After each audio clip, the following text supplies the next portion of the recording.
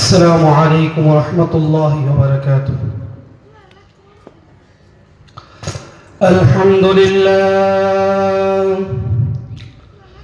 الحمد لله الذي جعل الشمس والقمر بحسبان والنجم والشجر يسجدان وفضل زمانا على زمان وفضل مكانا على مكان وإنسانا على إنسان ونشهد أن لا إله إلا الله وحده لا شريك له لا زد له ولا ند له ولا مثل له ونشهد أن سيدنا وسندنا وحبيب ربنا وطبيبنا وطبيب قلوبنا ومولانا محمدا عبده ورسوله صلى الله تعالى عليه وعلى آله وأصحابه وبارك وسلم تسليما كثيرا أما بعد فأعوذ بالله من الشيطان الرجيم بسم الله الرحمن الرحيم وقضى ربك ألا تعبدوا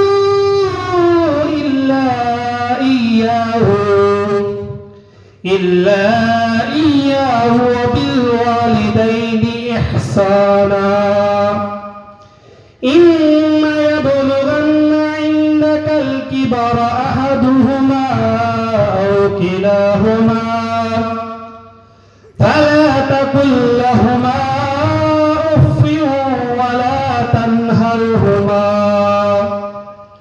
وقل لهما قولا كريما واخفض لهما جناح الذل من الرحمة وقل رب ارحمهما كما ربياني صغيرا. وعن عبد الله رضي الله تعالى عنه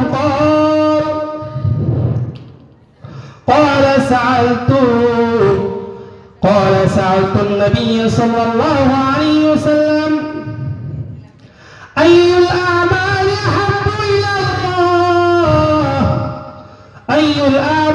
أحب إلى الله عز وجل؟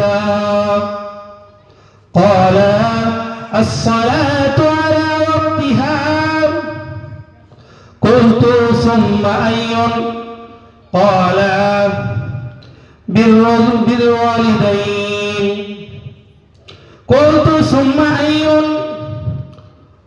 قال ثم الجهاد في سبيل الله أو كما قال عليه الصلاة والسلام. नहीं है तो जहां में मिसाल मोहम्मद,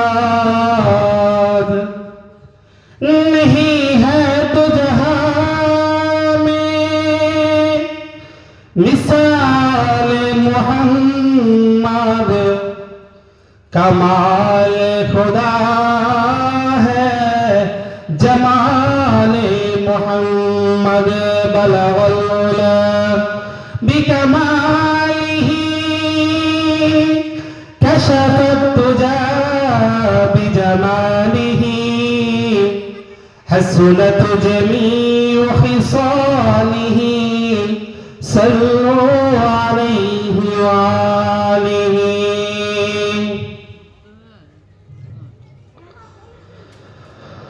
আশরাফুল হাফিজ দক্ষিণ পাড়া মুর্দাগানের রুহের মাহফিল কামনায় 2 দিন ব্যাপী চতুর্থ বার্ষিকের আজকে শেষ অধিবেশন আখির মুনাজাতের সম্মানিত সভাপতি সাহেব,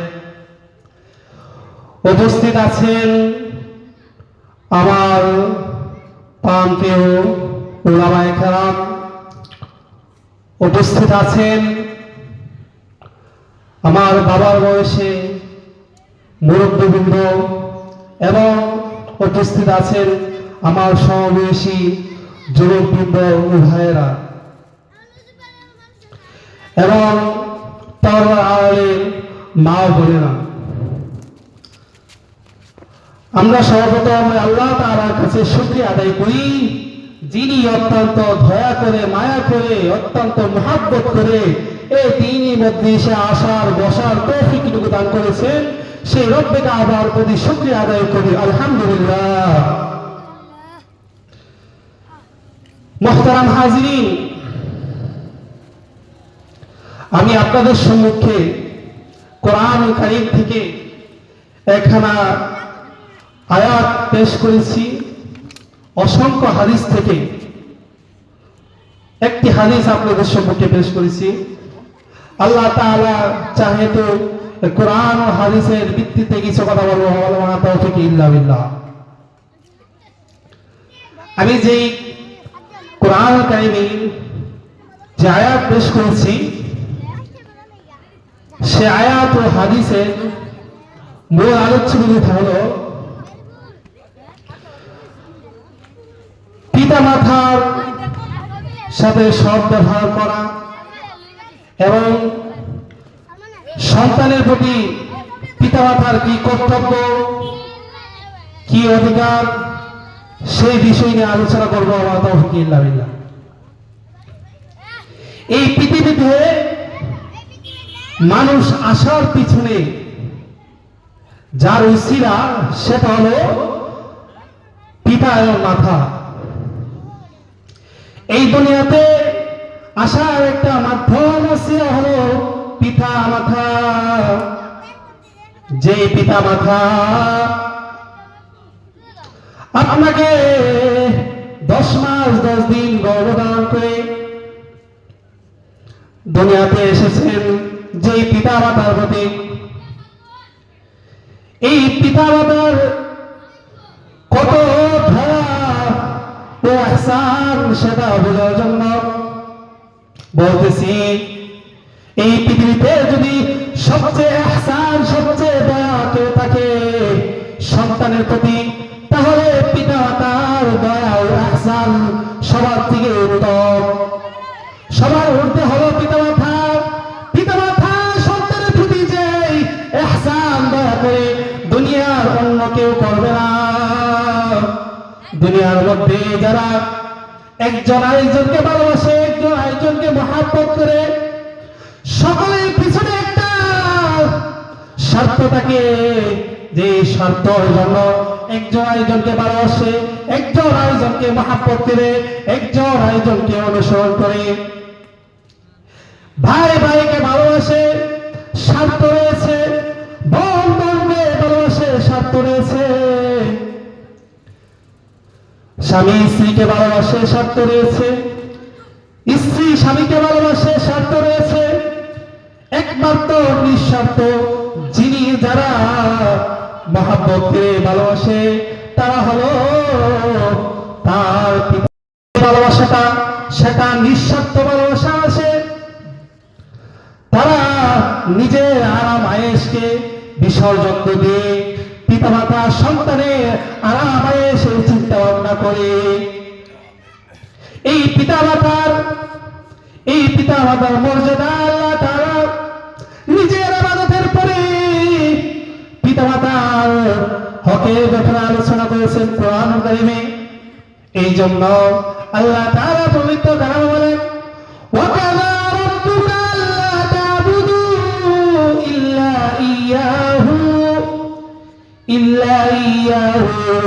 ওয়া বিল ওয়ালিদাইনি ইহসানা। আল্লাহ তাআলা বলেন,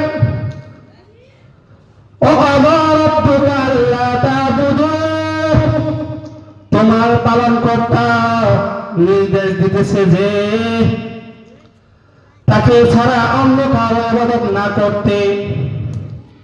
ওয়াবিল ওয়ালিদাইনি ইহসানা, এবং পিতা মাতার সাথে সৎ ব্যবহার করার জন্য বলেছেন।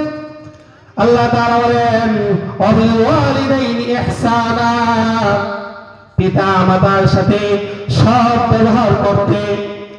ইম্মা ইয়াবলুগান্না ইনদাকাল কিবরা আহাদুহুমা আও কিলাহুমা, যখন তাদের একজন অথবা দুইজন তোমার জীবন্ত অবস্থায় বার্ধক্য পরিণত হয়ে যায়, ফালা তাকুল লাহুমা উফিউ ওয়ালা তানহারহুমা, তাদেরকে উফ শব্দ বলিও না, উফ শব্দটা বলিও না, ওয়ালা তানহারহুমা, তাদেরকে ধমক দিও না, তাদেরকে ধমক দিও না। তারপরে আল্লাহ তাআলা বলেন ওয়াকুল লাহুমা কাওলান কারীমা, তাদের সাথে সম্মানসূচক কথা বলো, সম্মানসূচক কথা বলো। ওয়াহফিজ লাহুমা জানাহাল যুল্লি মিনার রাহমা, তাদের সামনে নম্রভাবে ভালোবাসার সাথে মাথা নত করে দাও। তারপরে আল্লাহ তাআলা বলেন ওয়াকুর রাব্বিরহামহুমা কামা রাব্বায়ানি সগীরা, এমন ভালো হে পালনকর্তা, তাদের পরে আপনি দয়া করুন, রহম করুন। যেমন মানে শৈশবে পিতা মাতা আমাদেরকে লালন পালন করেছে, এই জন্য পিতা মাতাকে সম্মান করতে হবে, পিতা মাতাকে ইজ্জত করতে হবে, পিতা মাতাকে উফ শব্দ বলা যাবে না। এই জন্য এই আয়াতে কারিমার মধ্যে আল্লাহ তাআলা ছয়টা নির্দেশ দিয়েছেন। এক নম্বর নির্দেশ হলো ওয়াবিল ওয়ালিদাইনি ইহসানা, তোমাদের পিতামাতার সাথে সৎ ব্যবহার করতে। এক নম্বর হলো পিতামাতার সাথে সৎ ব্যবহার করতে হবে। সৎ ব্যবহার কিভাবে করব? সৎ ব্যবহার হলো আপনি তার যত জরুরত আছে সেই জরুরতগুলো আপনি পূরণ করবেন আপনার সাধ্য অনুযায়ী। আপনি যেভাবে আপনার পরিবার প্রয়োজনের জন্য কোনো কিছু কিনলেন, তারপরও তার পিতা মাতার জন্য, আপনার স্ত্রী ছেলে মেয়ের জন্য যতটুকু কিনবেন, আপনার বাবা মা তার হক আছে। এই জন্য শুধু সৎ ব্যবহার করতে হবে, তার সাথে ঝগড়া করা যাবে না, তাকে উচ্চ স্বরে কথা বলা যাবে না। এই জন্য রাসূল সাল্লাল্লাহু আলাইহি ওয়াসাল্লামের কাছে এক সাহাবিয়া হযরত আসমা রাদিয়াল্লাহু তাআলা আনহা আসেন। আসার পরে রাসূল সাল্লাল্লাহু আলাইহি ওয়াসাল্লামকে জিজ্ঞাসা, হে রব্বুল আলামিন, হে রব্বুল আলামিন, রাসূল আমার মা হলো একজন মুশরিকা, আমি কি তার সাথে ভালো ব্যবহার করব? সে কাফের, তার সাথে কি আমি ভালো ব্যবহার করব? রাসূল সাল্লাল্লাহু আলাইহি ওয়াসাল্লাম বলেন, সে মুসলমান না হলেও তার সাথে ভালো ব্যবহার করতে হবে, সৎ ব্যবহার করতে হবে। সে যেটা ইসলামের ভিত্তিতে তার আদেশ মানা যাবে, যদি ইসলামের বাইরে কোনো কিছু আদেশ নির্দেশ করে তাহলে তার কথা মানা যাবে না। এখন দেখুন রাসূল সাল্লাল্লাহু আলাইহি ওয়াসাল্লাম একজন কাফের মহিলা, তার সন্তান, তার সাথে ভালো ব্যবহার করার জন্য বলেছেন। কিন্তু আমরা মুসলমান, আমরা আমাদের মা বাবার সাথে ভালো ব্যবহার করতে হবে। দ্বিতীয়ত যে আদেশটি দিয়েছেন তাকুল লাহুমা উফিউ, যখন ফালা তাকুল লাহুমা তাদের সাথে উফ শব্দটা বলো না। অর্থাৎ উফ শব্দটা বোঝানো হয়েছে যখন পিতামাতা বৃদ্ধ হয়ে যায়, বৃদ্ধ হয়ে যাওয়ার পরে তাদের জাহান জান্নাত হয়ে যায় শিশু বাচ্চাদের মতন। তারা শিশু বাচ্চাদের মতন আবদার করতে থাকে, আমাকে এটা এনে দাও, আমাকে এটা এনে দাও, আমাকে এটা করে দাও, আমাকে ওইটা করে দাও। এভাবে তারা শিশু বাচ্চার মতো আবদার করতে থাকে। এই আবদার করাটা যখন আপনার অনিশ্চয় আসবে, অর্থাৎ যখন কোনো কাজে অতিরিক্ত হয়ে যায়, মানুষ তা বিরক্ত হয়ে যায়। এই বাবা মার প্রতি কখনো বিরক্ত হওয়া যাবে না, বিরক্ত হওয়া যাবে না। এই জন্য আল্লাহ তাআলা বলেন ফালা তাকুল লাহুমা উফিউ, তাদের বিরুদ্ধে কি উফ শব্দটাও বলো না।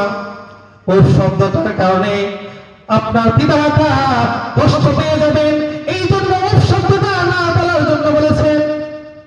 তারপরে কি বলেছেন ওয়ালা তানহারহুমা, তাদেরকে ধমক দেওয়া যাবে না, পিতামাতাকে তো ধমক দেওয়া যাবে না। আল্লাহ তাআলা বলেছেন যে উফ শব্দটাই না বলার জন্য, উফ শব্দটাই যেন না আসে। সেই জায়গায় কিভাবে আপনি আপনার পিতামাতাকে ধমক দেন? এটা আল্লাহ তাআলার এটাই নির্দেশ যে আল্লাহ তাআলা আপনাকে বলেছেন উফ শব্দটাও বলা যাবে না, সেই জায়গায় কি ধমক দেওয়া যাবে? এক ব্যক্তি তার পিতাকে মারতে মারতে রাস্তার মধ্যে নিয়ে আসলো। রাস্তার মধ্যে নিয়ে আসার পরে একটু মারতে মারতে যেন আরো সামনে নিয়ে যাচ্ছে, তখন বাবা তার ছেলেকে বলে, হে বাবা, আমাকে আর সামনে নিয়ে যায় না, কেননা আমি আমার পিতাকে এই রাস্তা পর্যন্ত মারতে মারতে নিয়ে এসেছি। যেই কাজ করে তার ফল আল্লাহ তাআলা দুনিয়াতেই দেখিয়ে যান। সে তার বাবাকে মারতে মারতে রাস্তার মধ্যে নিয়ে আসছিল, এই জন্য তার ছেলে তাকে মারতে মারতে রাস্তার মধ্যে নিয়ে আসছে। এই জন্য যদি আপনি আপনার ছেলে সন্তানের সাথে ভালো ব্যবহার করেন, আপনি যদি আপনার পিতা মাতাকে ভালো ব্যবহার করেন, তাদেরকে ধমক না দেন, তাদের যেন উফ শব্দ না বলা হয়, যদি আপনি তাদেরকে মারধর না করেন, মনে রাখবেন আল্লাহ তাআলা আপনার ছেলে সন্তান যারা হবে তারাও আপনার সাথে উফ শব্দ বলবে না, তো আপনাকে ধমকও দিবেন না। যদি আপনি পিতামাতাকে ধমক দেন, উফ শব্দটাও বলেন, মনে রাখবেন আপনাকেও আপনার ছেলে সন্তান আপনাকে মারধর করবে, গালাগালিজ করবে, উফ শব্দটাও বলবে। এই জন্য পিতা মাতাকে ধমক দেওয়া যাবে না। তারপরে কি বলেছেন? তারপরে ওয়াকুল লাহুমা কাওলান কারীমা, আল্লাহ তাআলা বলেন তাদের সাথে নম্র ব্যবহার করতে হবে, নম্র ভাষায় কথা বলতে হবে, সম্মান সূচক কথা বলতে হবে, শিষ্টাচার পূর্ণ কথা বলতে হবে। তাদের সাথে উচ্চ গলায় কথা বলা যাবে না, তাদেরকে সম্মানের সাথে কথা বলতে হবে। এই জন্য আমাদের যাদের পিতামাতা আছে তাদের সাথে ভালো ব্যবহার করব, তাদের সাথে নম্রভাবে কথা বলবো। তারপরে আল্লাহ তাআলা বলেন ওয়াহফিজ লাহুমা জানাহাল যুল্লি মিনার রাহমা, এবং তাদের সামনে ভালোবাসার সাথে নম্রতার সাথে তা আমাদের মাথাটুকু নিচু করে দেব। অর্থাৎ এখানে মাথা নত করে দেওয়ার দ্বারা বোঝানো হয়েছে পিতা মাতার উপরে কথা বলা যাবে না, পিতা মাতার কথা মান্য করতে হবে, পিতা মাতা যেভাবে বলে সেভাবে মানতে হবে। সে যদি ইসলামের দৃষ্টিতে যেই কথাগুলো বলবে সবগুলো মানতে হবে। এইভাবে মাথা নত করতে হবে। মাথা নত করলে পিতামাতা আপনার প্রতি সুখী হয়ে যাবেন, খুশি হয়ে যাবেন। এই জন্য পিতা মাতার উপরে কথা বলা যাবে না, পিতা মাতা যে বলে সেভাবেই মানতে হবে। তারপরে আল্লাহ তাআলা বলেন ওয়াকুর রাব্বিরহামহুমা কামা রাব্বায়ানি সগীরা। আল্লাহ তাআলা বলেন তুমি বলো হে পালনকর্তা আপনি তাদের উপর রহম করুন যেমন ভাবে তারা আমাদেরকে শিশুকালে লালন পালন করেছেন, শিশুকালে যেমন লালন পালন করেছেন। এই জন্য এটা দ্বারা বোঝানো হয়েছে যে পিতামাতার প্রতি দোয়া করার জন্য পিতামাতাকে সবসময় দোয়া করতে হবে। পিতামাতা জীবিত থাকলে দোয়া করতে হবে, পিতামাতা মরে গেলেও দোয়া করতে হবে। পিতামাতা যদি মুসলমান হয় তাহলে জীবন দশাই তার উপরে দোয়া পাওয়া যাবে, আর যদি মৃত্যুবরণ করে তারপরেও সে তার প্রতি দোয়া করা যাবে। এই জন্য এই আয়াতে কারিমার মধ্যে আমরা পেলাম 6টি নির্দেশ। এই 6টি নির্দেশ যদি আমরা মানে চলতে পারি তাহলে পিতামাতা সবসময় খুশি হয়ে যাবে। এই জন্য আমরা এই 6টি কথার উপর আমল করে চলতে পারি, সেই তৌফিক দান করুন। রাসূল সাল্লাল্লাহু আলাইহি ওয়াসাল্লামের যে হাদিসটাকে আমি পেশ করেছিলাম, রাসূল সাল্লাল্লাহু আলাইহি ওয়াসাল্লামকে প্রশ্ন করা হলো আইয়ুল আমালু আহাব্বু ইলাল্লাহি আযজা ওয়া জাল্লা, আল্লাহ তাআলার কাছে সবচেয়ে উত্তম আমল কি? তখন রাসূল সাল্লাল্লাহু আলাইহি ওয়াসাল্লাম বলেছিল ক্বালা আস-সালাতু আলা ওয়াক্তিহা, সময় যখন হবে সময় মতো নামাজ আদায় করা। তারপরে বলা হয়েছিল সুম্মা আইয়ুন, তারপরে কি?